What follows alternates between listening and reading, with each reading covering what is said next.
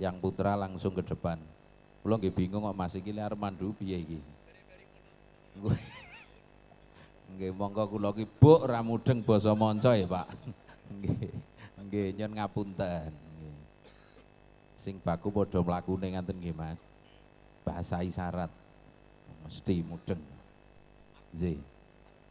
Uba ramping kang kinarya jejangkep lampahing upacara adat panggih bilih kepareng nyamaptaken pasangan kembang setaman. Mbak Manohara pakai? Oke. Pasangan kembang setaman aman? Siap nggih. Kebu giru temanten. Kalajengaken mangke kodhok ngorek kala gancur sasekabipun. Kadang kula YMS sumangga kakibaraken mangayu bagya lampahing upacara adat panggih majemukan kang sawigarsa kalampan.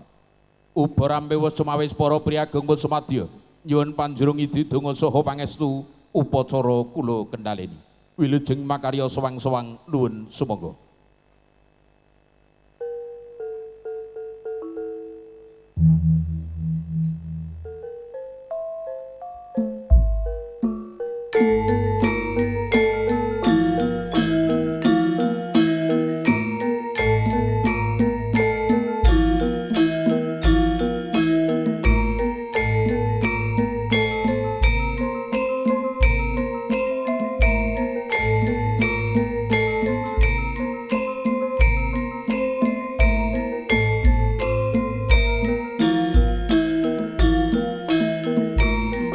Karya sang katong nenggih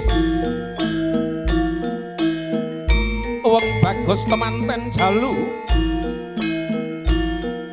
kaderekake Rama Ibu kakanthi pini sepuh kang pinitaya pinangka tuwa-tuwanggana tetuangganing paregyan umiring kang puji sesanti sedaya kagunan kunjuk mring Gusti laju ndenira lumampah Piyak warana ya manjing madyaning sasana Wisudha Tama mangkono saya caket saya ngangsek ndenira lumampah ing Ceparsa nglampahi gelaring kang upacara panggih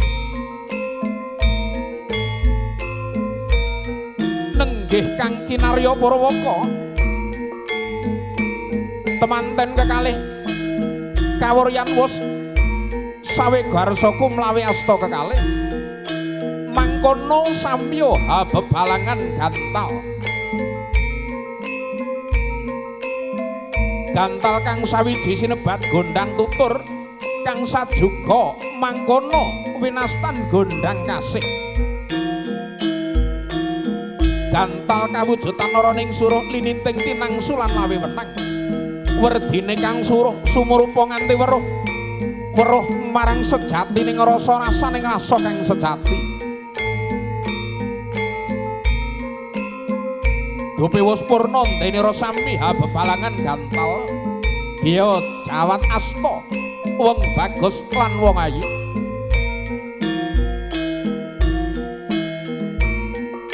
Mbak yang berbaju batik boleh geser sedikit MC ini mboten ketok niki nyawang mantene boleh agak geser Mbak E dua baju batik rok hitam agak geser ke kiri ya nah Dupi wus purna jawat asta temanten putri gya hanjengku kanang suku angun copaken asta tandha sih setya bekti gemateng wong bagus kang wis pinilih minangka jatuh kramane laju lampahnya kang upacara adat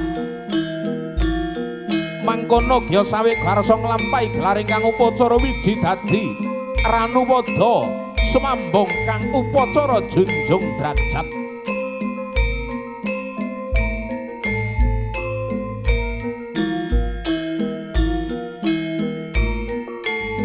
angit dak kanang hanti gawa pecah padha saknalika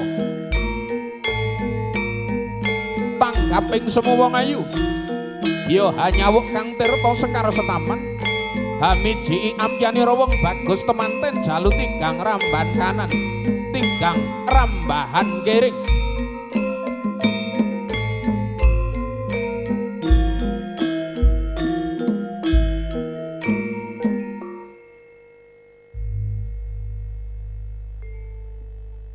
kodhok gorek kala ganjur YMS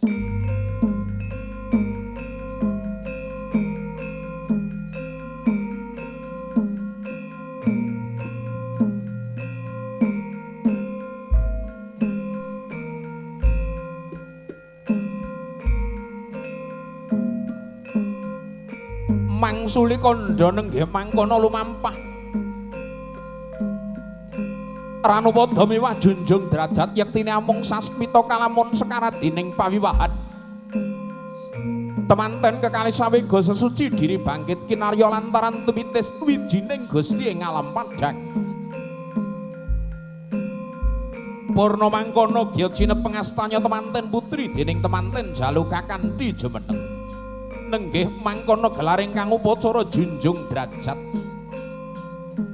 tandha kalamun temanten Jalu sawegan junjung dhuwur darajatira temanten putri satraju sababak satimbang kalawan darajatira temanten Jalu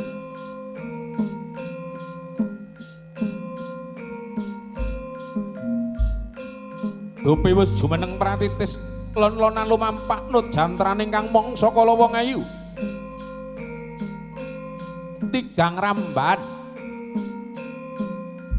kebak ing pengati-ati yekti mangkono sasmita kekudangan Rama Ibu dumateng temanten kekalih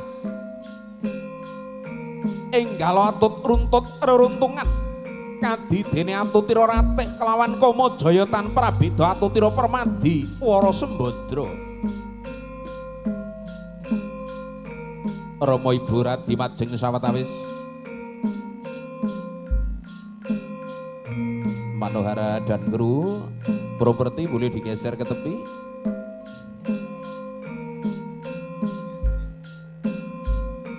kaparingan nunjukan tirta wening jroning kendhi pratala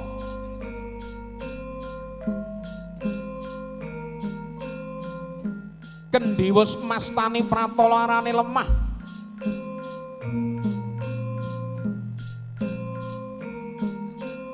saripatining bumi kaparingaken pinangka unjukaning pengangkah mugi ambabar daya pangaribawa lestari widodо denira manggon bebrayat mangkono ugi sasmita yekti kawelamun Rama Ibu anggeng ngudang temanten kekalih jroning manggon bebrayat lestari linambaran weninging cipta weninging rasa meneping kalbu budi tuwin karsa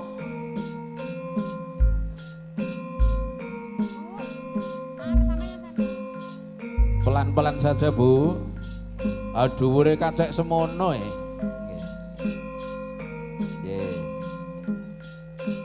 bilih sampun Manohara kalajengaken kanthi sinduran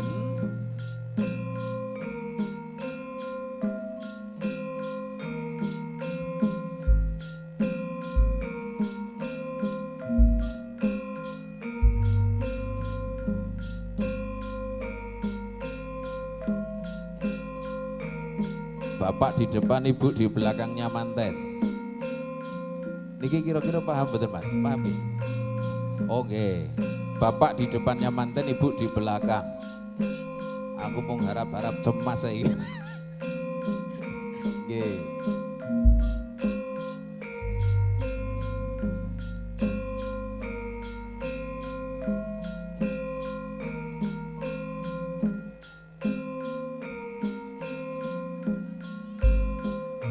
Sindur binayang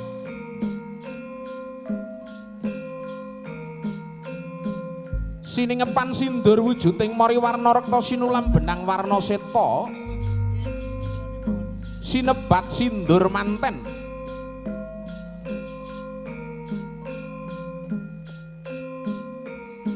piwulangi waniya ing bebener ade dasar jejeke ngadil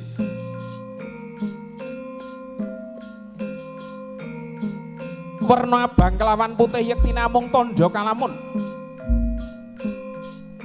Gusti nitahaking jagat padhang sarwa sajodho ana padhang ana peteng ana rina ana wengi bebasan geni kelawan urupe lamun kembang kelawan sarine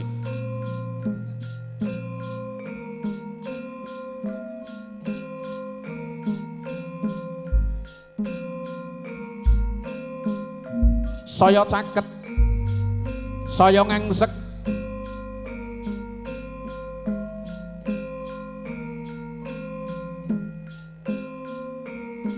Daya-daya minggah pepanggungan mangkono wong bagus lan wong ayu kapit Rama saha ibu. Ing Cepagya mratitesake diri pinarak lenggah. Tandha kalamun sawe garsa nglampahi gelaring kang upacara kerobongan.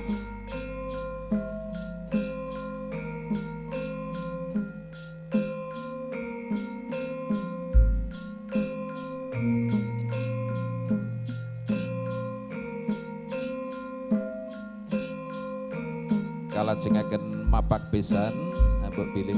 Oh nggih, besan kepara malah sampun wonten nginggil. Pun dherekaken lenggah. Nggih.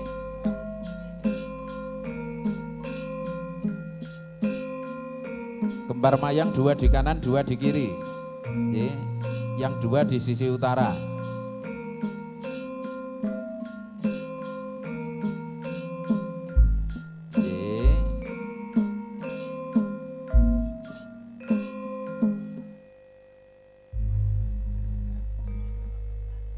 Monggo Mas Yonas pun lajengaken.